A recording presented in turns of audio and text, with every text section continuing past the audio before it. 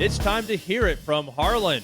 Utah Director of Athletics Mark Harlan takes you behind the scenes with the Utes, the Pac-12, and collegiate athletics. Now here's your host, Mike Lagerschultz.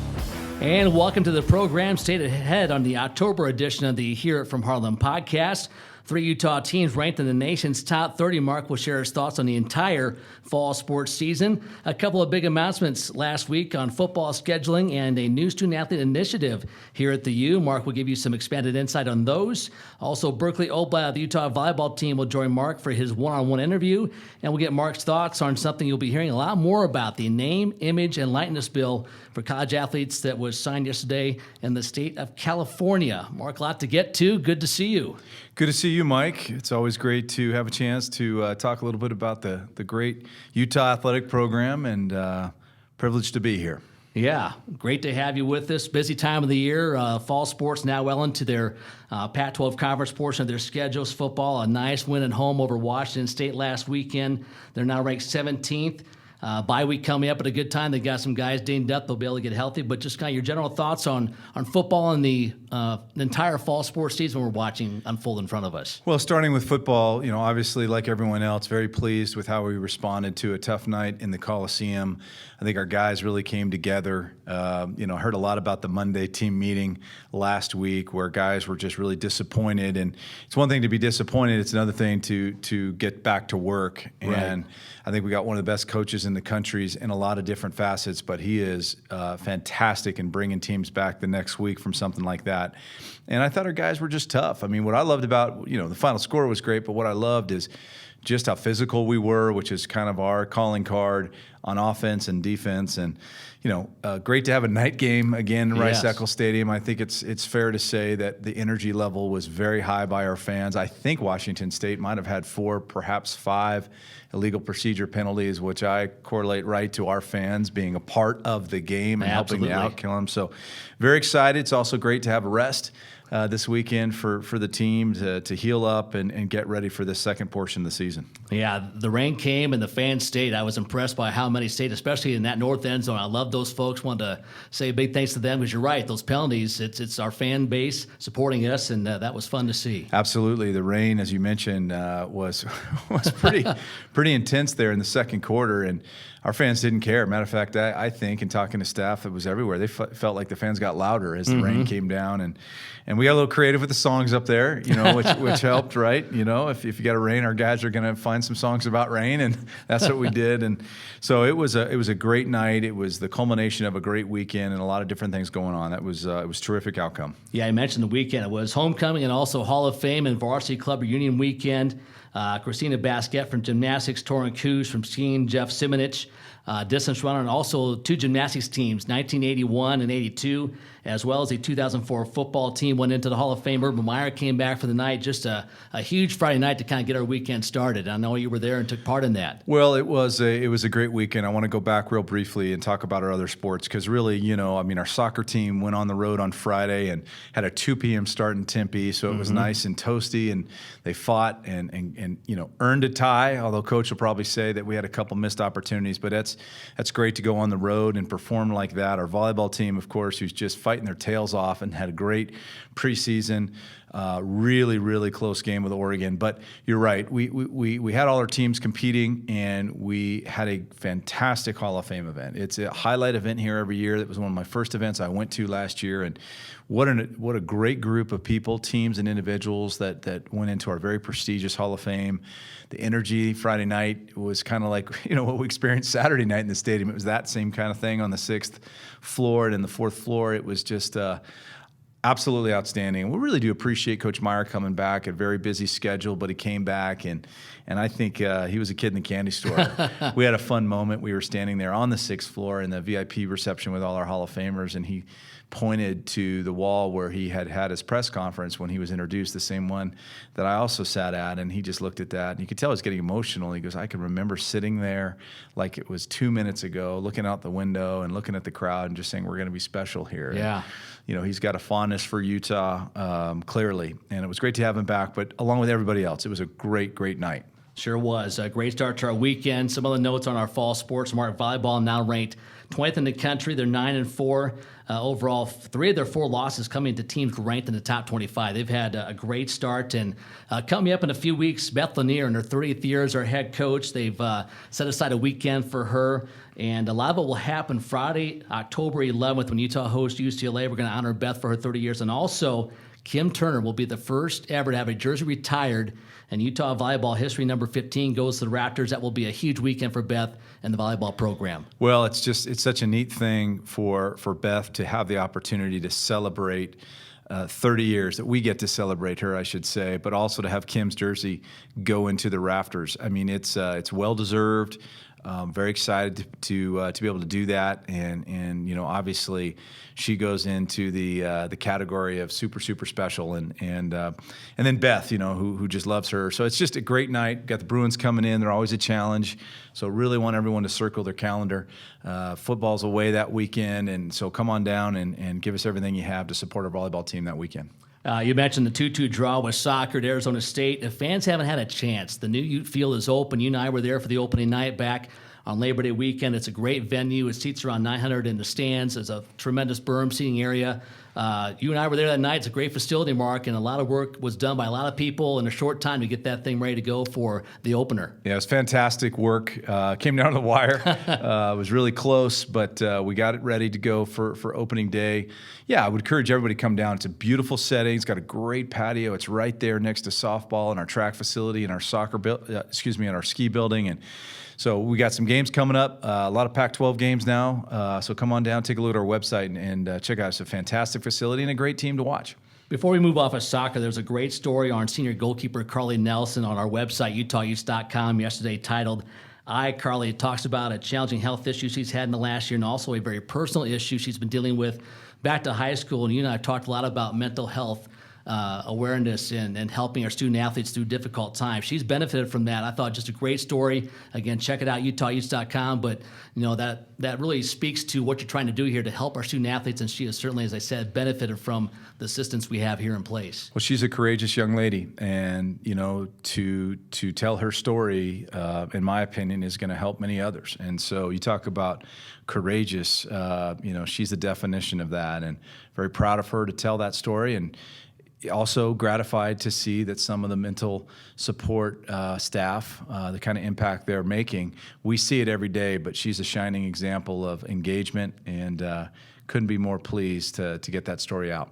All right, a couple other sports scheduling notes to point out. Swimming and diving opens their Pac-12 schedule Friday at 2 o'clock in the Natatorium against Arizona. Men's tennis back home for the Utah Invitational October 11th through the 13th. Cross country ranked 30th in the latest poll, Mark. They've been off for a few weeks as they kind of gear up for their stretch run. They have a whole meet coming up Friday, October 25th at Sunnyside Park. And with that out of the way, Mark, some scheduling news on football that came out last week. A huge announcement, Utah scheduling a home-and-home series with Florida. Will be in Gainesville in 2022. The Gators come to Rice-Eccles when that stadium gets expanded a couple years after that. In fact, they'll be here in 2023. So a huge announcement on football scheduling last week. Yeah, it was fun that it all came together. We were outreached by the University of Florida of an interest in doing a home-and-home, and spending a lot of time in Florida before I arrived in Utah. I thought that would be a great opportunity for our fans to go to Gainesville in that setting. Talked to Coach Woodingham about it. He was very excited about that opportunity because, normally in football scheduling, Mike, as you know, you're way out. This right. one is actually very close in terms of football scheduling. And, in order to make that happen, I needed to call down to Tom at BYU. And I hearken back to when I arrived at BYU, and Tom was very gracious to say, listen, we all have to communicate on a regular basis. And if something comes up that makes sense, either school, let's make sure we talk it through and see if it works. And in this case, Tom was very open to taking a 2-year break, enabling us to schedule Florida. We extended the series, the BYU series, on the backside, which is something very important. It's a big-time rivalry for us, and on most years we're going to play that game. So Tom was great, and appreciate his cooperation, and appreciate Scott Strickland, the AD at Florida, for being so excited about playing the Utes. And I think it's a great series for us. We're recruiting in Florida regularly now. We've got some great student athletes that have come from that region. And, it's fun when I've gone down to football again. Most of the time you schedule the games, the kids aren't going to be here. But this one, some of our younger kids will play in that series. So it's exciting. The reaction's been good. And again, I really appreciate the cooperative nature with BYU, who are, we're very important to each other, and we always will remain so. We get a lot of questions on this podcast about football scheduling. As you mentioned, it's tight to squeeze in games in a tight window, but you now have the series of Florida lined up in 22 and 23. You have Baylor scheduled in 23 and 24. Arkansas, which was added over the summer, in 26 and 28, plus BYU now goes until 28. So really, in terms of non-conference football schedules, it looks pretty good, really, through the 28 season for us. Well, and you throw in 9 conference games, right? Which I think is important to always add. We're different in that way from some of the Power 5 conferences. So, I just think we want to live in the top 20, top 10, and even further. That's where we want to be. And I think these kind of games, you need to schedule these when you can, where you can, when they make sense. And that's what we're, looking to do. All right, we mentioned the volleyball team is off to a great start. When we come back, one of the players making that happen is senior middle blocker Berkeley Oblad. She'll sit down with Mark when we come back with more of the Here from Harlan podcast in just a moment. Time now for Utah's head man to catch up with one of Utah's star student athletes. Once again, here's Utah Athletics Director Mark Harlan on the Hear It from Harlan podcast. Well, as I always say, the best part of this podcast is when we move Mike away and we bring in a great student athlete. And Berkeley Oblad from our volleyball team is here today. Berkeley, thanks for taking some time and coming in. As we were talking when you walked in, it's always great to talk to a senior who's been here for a while. But I also think it's really important to also talk to some of our young people here who have had to go through a lot. And you're back on the team this year after going through a tough injury last year. So talk to me a little bit about what it feels to be back and how you're doing right now. It's like indescribable to be back. I don't think I realized how much I missed playing volleyball until I'm back here competing, and just the feeling of being on the floor with my teammates and putting in the work at practice and going through the games and experiences. And even I'm always the one you go through a loss and you're frustrated and you're angry and it's a bummer, but it's like, even that's not hitting quite as hard, I've been through the roller coaster of it all, and I'm like, this sucks, but it's a learning experience. So it's like, I'm just grateful to be here and be competing again. Well, and I think, there was probably a time where you thought, do I want to come back? You're kind of, you're almost, the degree and all those things are coming, and do you really want to put in the work to come back? So talk about that mentality, because obviously you're back in a big way. We'll talk about that in a minute, but your decision to come back. Yeah. I found out, I had surgery September 10th. So 3 weeks into the season, found out it was torn. And before that, I was still hurting a little bit during practices, and we'd gone back to the doctor once or twice before I got the MRI actually to find out that it was torn. And I was like, if something shows up, I'm done. I'm done. And whatever we had done, I can't think what we did.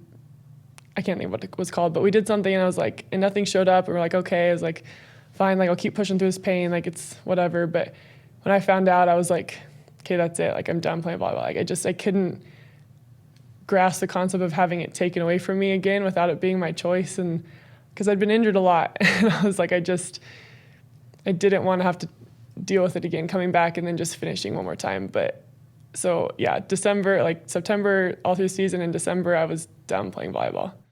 Wow. Well, that's something just thinking about, in the future, you'll think about that decision to come back and what you had to go through. What a great thought process that you went through. And of course, we're all blessed here at Utah that you made that decision. So let's talk about right now on the court. You guys had a tough camp, Talked to Beth a lot. She actually came over. We had a staff party at the house, and she stayed a little bit late because she wanted to talk to me about camp. You lost some of your teammates into some injuries. Others showed up with sick, and just so I think she gave me the mark. It could be a kind of a rough couple weeks. And I said, well, Berkeley, and thinking about everybody. And now I joke with her, because you guys obviously have shot out of a cannon this year, nationally ranked. What do we attribute this all to? We put in a lot of work in the off season, like going back to culture and just making sure that we're where we want to be as a team. Like we talk about the 1% or 2% better and like the little things, like, and that's something that's a big deal to me, is the little things on and off the court, that making sure that those are like, I mean, that comes back to trust too. Like if I can trust that you're going to do these little things, I can trust that you're going to do the big things on the court. And so like we put in a lot of work in spring and in summer, and just making sure that we were all bought into the same culture and the same systems that we wanted to get through, that were going to get us through the hard times during season. We're leading the country in blocks. You have something to do with that, don't you? I hope so. As a middle blocker, yeah, it's pretty cool. It really is. It's amazing if you think about the volleyball teams in this country to be leading in that category, which to me is physical toughness. Yeah. It's really a tribute to you and your teammates. Well, let's talk a little bit about outside the court. You're majoring in graphic design. You're senior. So what's the latest there?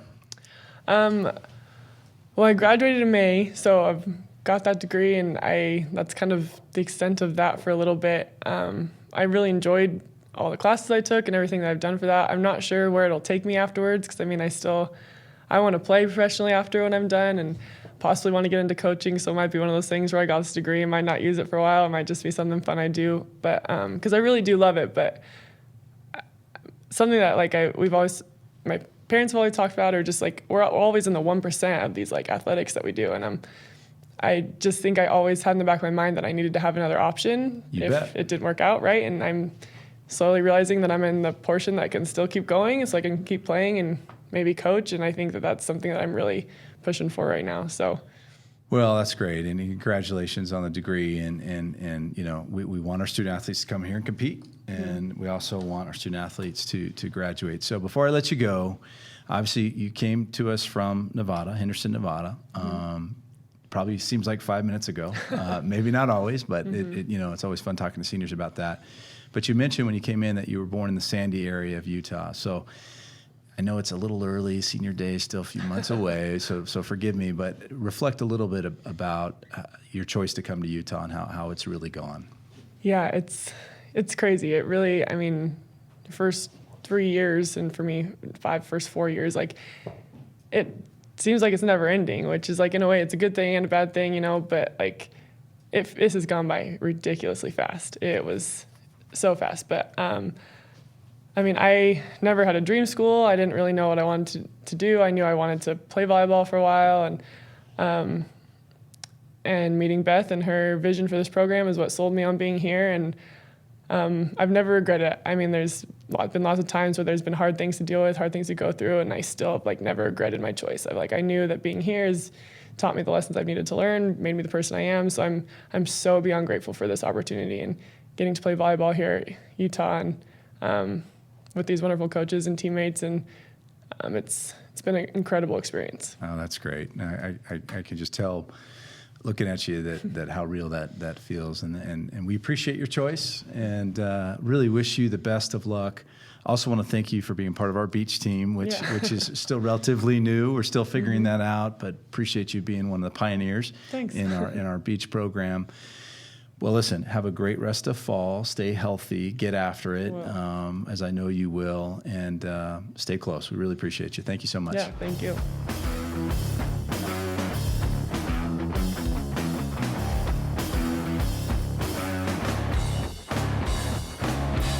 Welcome back to the Hear From Harlan podcast, along with Mark Harlan. I'm Mike Lagerschultz, and Mark, always the best part of the program, and I don't take any offense to that. I know what the deal is here. The middle block with you and the student athletes, and to listen to Berkeley talk about just her thought process last year of almost really being done with volleyball, but to come back and say, I'm committed to this team. Beth has created a great family atmosphere that's helped that, and what a great story that you were able to pull out from Berkeley Oblad. Well, she's terrific, and she represents a group of our student athletes that have to deal with very difficult injuries during their time here, and to hear how she had to make a decision whether or not she really wanted to continue. But the fact that the culture of Beth's team is one that until you have to, you don't want to leave it. And she just fought her way through it, and now she's having such a spectacular season, one of the nation's leader in blocks, contributing to one of the best team in the country in blocks. And so not only for her to come back, but to be thriving is very gratifying, and I'm glad she got a chance to tell her story. Yeah, great to hear that. And volleyball, by the way, ranked 20th in the country, a 9-4 record. Well, fall sports are still in full swing, but winter sports are just around the corner. We've got tickets on sale, season ticket packages for men's basketball, women's basketball, and gymnastics. Lots of options this year. There's a Friday non-conference men's basketball package that includes food for the family.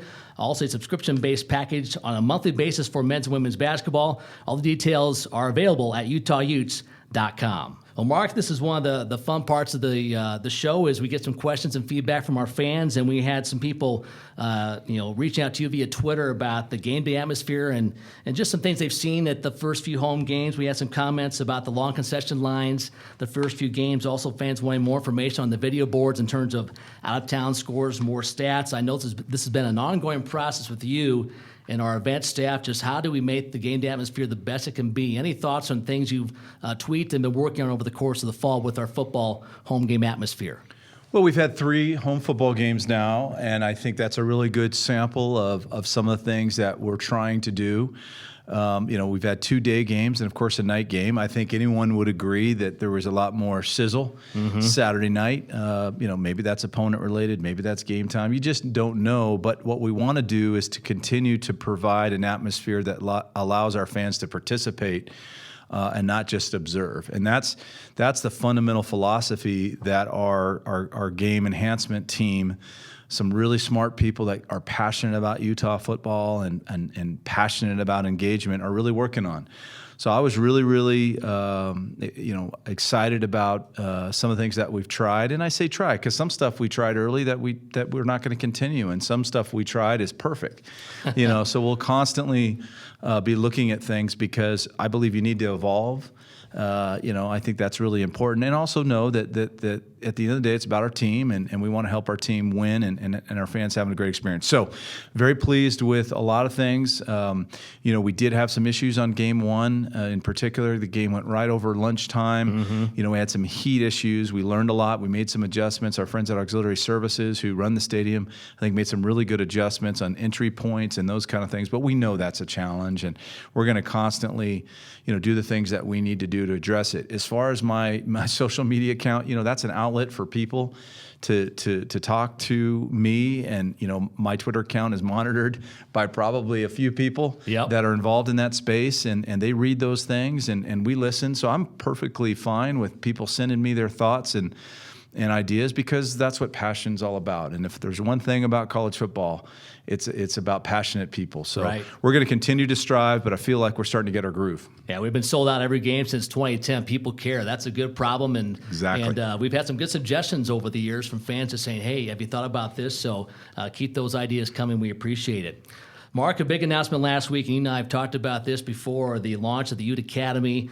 We wanted to wait until the formal rollout happened, which it did last week. It's a new personal development program for student athletes focusing on 4 areas: personal well-being, leadership development, professional training, and community service. It's going to be a wonderful program.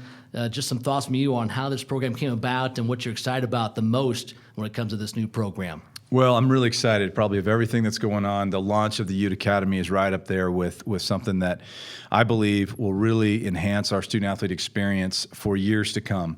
We've got a great staff who's very passionate about making sure our student-athletes, as they're here competing and academically succeeding, we also want to make sure that we're best in class, so to speak, as preparing our young people to walk out of here with their degrees and go into whatever they want to do. We know a very small percentage of our young people go into professional sports. We certainly see some every year, but we want to also make sure that they and others are ready for whatever comes next. So we have been doing a lot of these things, let me make it clear, but bringing it all under one academy where you can take a red path or a white path as a student athlete, depending on your time demands.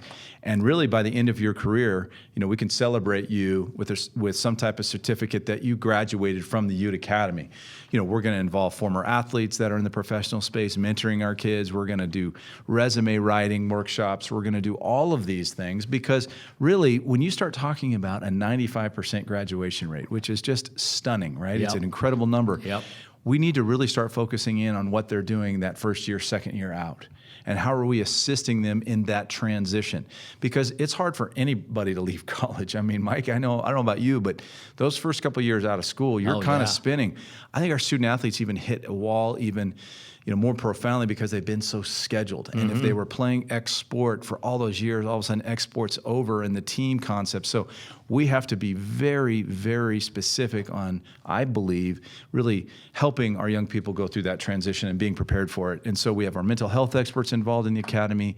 We have, like I said, former athletes. We've got incredible educators. So you can tell I'm really proud of our staff for getting this ready and getting this launched. And I told our coaches just this morning at a head coaches meeting, we need their support. But boy, they're so excited about it because obviously I think that's something that any incoming student and their families is going to be pretty excited about too. So we're launched, we're rolling, and I think it's going to really be to the benefit of our student athletes. You make a great point. That first job was so hard to find for anyone, but our student athletes are so scheduled, like you said. They don't have as many chances to get internships squeezed in during their competitive years, and they leave college, and they're sometimes at a bit of a disadvantage. But this program, I like the fact we've got some former athletes getting involved who've been through it, who understand, absolutely, and help prepare them for what's coming. Former athletes are key to the Ute Academy, really talking about that bridge. But you mentioned internships. That's another focus of really trying to get as many summer internships that we can present to our student athletes from great folks in the community, business community, et cetera. So we'll be coming to a lot of folks to help us with this because we need everybody's hands involved because I think together we can really make these 95% kids that are graduating a really better experience for them going forward. Yeah, the release is still up on UtahEats.com. More details there. And Ashley Lear and Kendall Pond really spearheading this. Reach out to them if you've got some ideas. If you're an employer out there who wants to get involved, we'd love to have you on board. So a great program that was launched last week, the Ute Academy.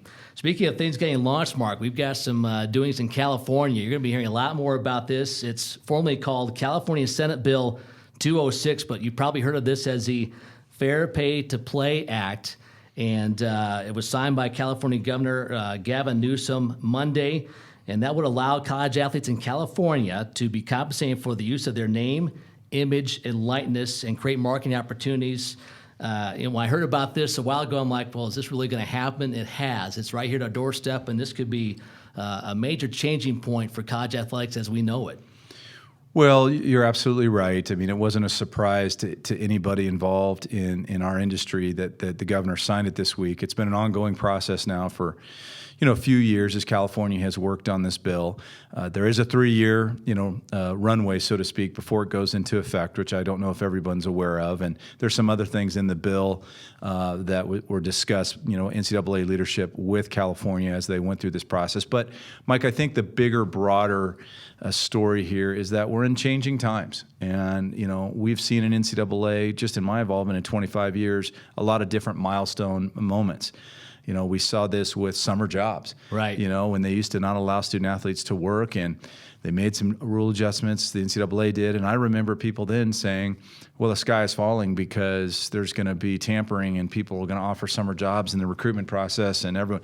Well, that didn't happen. Summer jobs have come into our space and we've been able to regulate it, and it's fine. I remember 4 years ago when the Ed O'Bannon case was finalized and cost of attendance, which is that additional money that schools can give student athletes.